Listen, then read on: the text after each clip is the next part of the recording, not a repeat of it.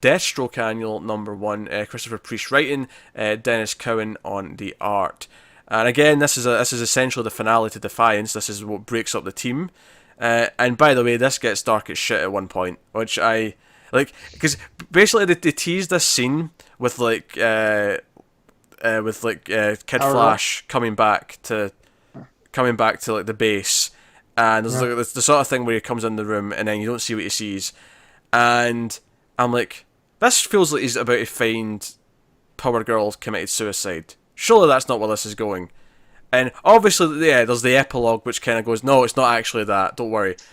But the issue plays like she committed suicide for a bit. Yeah, it does. It leaves it on that for a while, yeah. and it left it just long enough that I thought, wait, they've actually done this. Mm-hmm. And I was like, man, have you ever had like a superhero commit suicide? Like, it'd be a really dark thing to do if they were going to go through with it. That said, were you shocked when you turned the page early on and you got a classic Power Girl like in your face? Yes. So look, I knew we were getting John Jones back. Like, cool. Not even a hint that we were gonna get Karen Power Girl. Yeah. At all. And then we get the. It makes sense to me because I don't know if you. I don't think either of you read the stuff with this new Power Girl. You know, her origin, right? Nope. Not at all. No, that was in the World's Finest book where we had this Power Girl there. So it was really heavily tied into that. So it wasn't. Which that makes surprising. sense, but it's not like Priest had gone out of his way to, you know, we hear how she was her mentor and she left everything to her, but you know, not like, oh hey, she's gonna make her return in the pages of Deathstroke. Like there's none of that hinted at. No, that wasn't there. No. Yeah. And oh man, that's so cool. No, it's cool, and she's trapped in the void with her at the end. Because basically, what she did is she like made her machine to like try and like get her back, but because Wally thought she was dead and disconnected her, she's now trapped in the void. She's stuck with her OG Power Girl. So there you go. Yeah, that's where we end that on.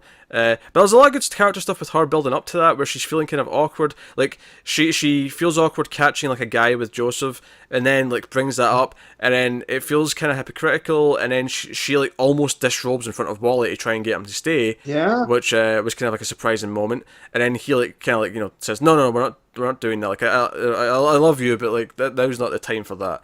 And like he clearly has feelings. I liked how sort of genuine their feelings felt, where he felt bad and he wanted to try and get her on the Teen Titans, and she like feels bad that she feels that she's breaking up the team, and all the rest of it. And so all that worked really well. And then on top of that, you've got like Slade kind of in the moment killing someone without really thinking about it. And then the bookend scenes are kind of this thing where after he's buried all the Defiant stuff in a bunker somewhere, like this random guy kind of like stumbled on and maybe saw where the stuff was stashed, and he's like, okay, I guess you're probably going to have to kill me now because I know where that stuff is. And we end with this big cliffhanger, like the close up of the gun. Like we're not sure if he's going to go through with it. Is he going to kill the guy? So it's really playing with that. So it was a really good issue for Deathstroke and his, like, you know, is he going back down that path of killing again? And it was a really good issue for the Wally Tanya relationship, and like that because it really did feel like an awkward, like she's kind of depressed and lonely issue like throughout. Yeah, well, Defiance is never really her bag, right? She always, you know, was always the Titans, and she was always just kind of the moral center for Deathstroke since he was what was the superhero name?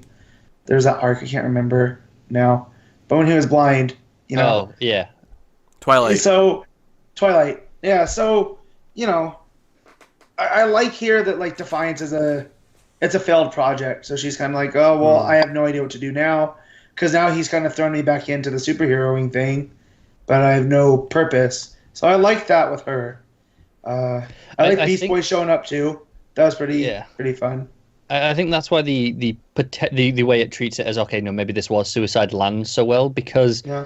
The issue did so much with her that you're like, okay, that could have been build up to that. Yeah, her send off. Yeah, it's all building to her making this drastic choice. So no, it's a super dark issue, but it's obviously, as with normal with Priest, it's really well written. And by the way, it casually just answered. Like, remember how we were really confused with the Rose thing last issue with the red hair and like, is it actually Rose? We're not really sure. Yeah. Well, Terra Seems just to kind be, of mentions it in this one, so I guess it is. But Yep.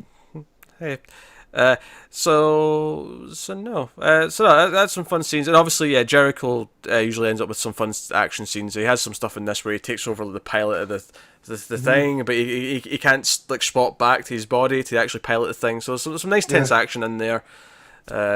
And the usual humor of like robot or AI Wintergreen talking to Slade in his suit. That's become really fun lately. Yeah, I like that. It's kind of like Jarvis with Iron Man and Iron Man movies, but with more of like a dark, cynical twist to it.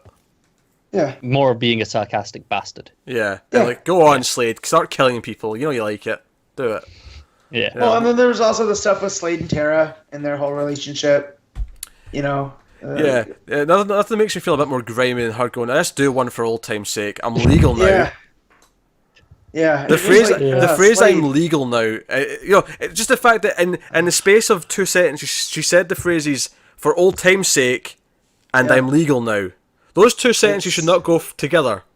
No. Like I always feel like they kind of just always rushed over that in the original, and when she was making her rounds in the 80s. So here, I feel like Priest is really Deathstroke was a scumbag. Yeah, I think it's just something in general in media we're more conscious of now is the idea of promoting, someone who's underage with an older person. I feel like if you go back 20 years, like almost every TV show with teenagers had like a teenager with a teacher plot. Yeah. Whereas now we're a bit more conscientious of it. There's a lot of little small stuff in here that I really like, but then at the end, it looks like they're teasing the return of Power Girl, which I never would have guessed ever. I feel like this will be one that'll take a while because they're just stuck in there now. But eventually, that's going to happen. We'll get there. And Slade and Adeline start having sex after they've been punching each other for a bit because that's how they roll. Nothing like that foreplay called punching each other in the face, right? Why not? Two. Why not? Why not do that? These two.